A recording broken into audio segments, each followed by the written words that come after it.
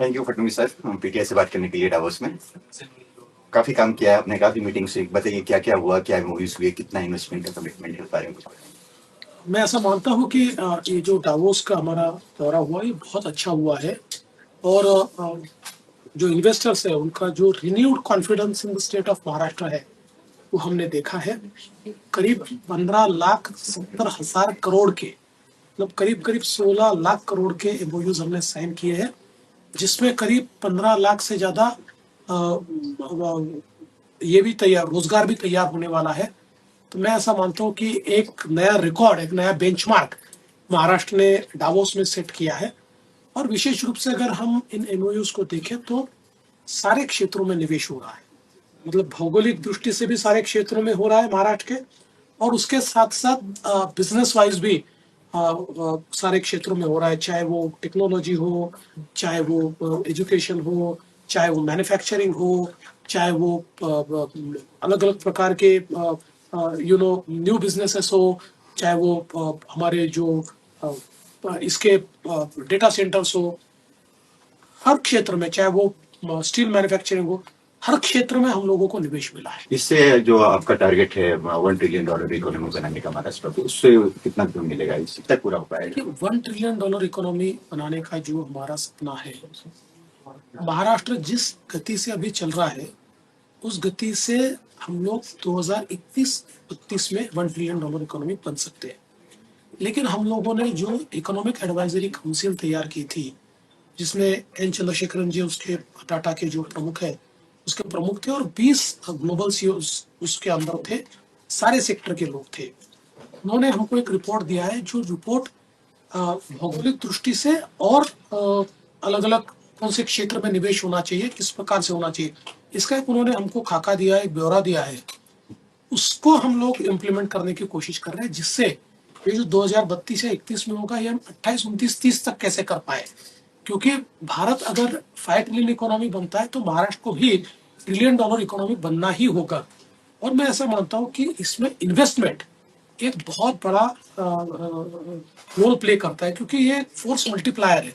जब पैसा इन्वेस्ट होता है तो हमारे ₹1 इन्वेस्ट करने के बाद अलग अलग क्षेत्रों में उसका जो इफेक्ट है जीडीपी के ऊपर वो अलग अलग होता है। कहीं ₹1 का इफेक्ट ₹2 होता है, कहीं ₹1 का ₹4 भी होता है।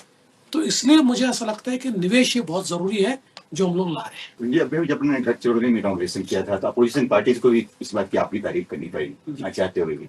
अभी जो नए निवेश आ रहे हैं उसमें और कितना नक्सल एरियाज होगा, पहले जो नक्सल एरियाज? देखिए, गडचिरोली अब हॉट डेस्टिनेशन हो गया है। मतलब जो शायद कुछ साल पहले तक एक प्रकार से नक्सल अफेक्टेड एरिया करके जाना जाता था, it is becoming new steel city of India. अभी हम लोगों ने महाराष्ट्र का 30% स्टील कैपेसिटी वहां पर तैयार कर लिया या तैयार हो रही है, जिसका काम शुरू है। अभी उतना ही और निवेश या उतनी ही और कैपेसिटी हम लोगों ने जो एमओयूज अभी साइन किए हैं उसके कारण तैयार होने वाली है। तो एक प्रकार से मैं ऐसा मानता हूं कि स्टील के क्षेत्र में एक क्रांति एक गडचिरोली में हो रही है। मैग्नेटिक महाराष्ट्र फिर से शुरू करने की बात करें, क्या इस साल होगा? क्या हम उसको डावोस के लेवल तक लेके जा सकते हैं? देखिए, हम हमारा ये प्रयास है कि अल्टीमेटली निवेशकों को एक प्लेटफॉर्म देना पड़ता है। और कोई भी चीज जब आप उत्सव के रूप में, जब सेलिब्रेशन के रूप में आप लोग मनाते हैं, तो उससे एक मुझे ऐसा लगता है कि उसका फायदा भी ज्यादा होता है। तो इस प्रकार की जो निवेशकों की कॉन्फ्रेंस होती है उसमें निवेशक इसलिए भी आते हैं कि they get to meet each other, वो एक दूसरे के साथ व्यवहार कर सकते हैं, नई अपॉर्चुनिटी को तलाश कर सकते हैं। इसलिए ऐसी कॉन्फ्रेंसेस बहुत आवश्यक है। हम लोग ये प्रयास करेंगे कि हम उसको डावोस के लेवल पर ले जाए, या शायद एक साल में नहीं ले जा पाएंगे तब भी एक बड़ी लेवल पर हम ले जाए। जो आपने 16 लाख करोड़ के आसपास का इन्वेस्टमेंट अभी कमिटमेंट मिला है, तो कौन सा मैग्नेट सबसे ज्यादा काम किया उसमें?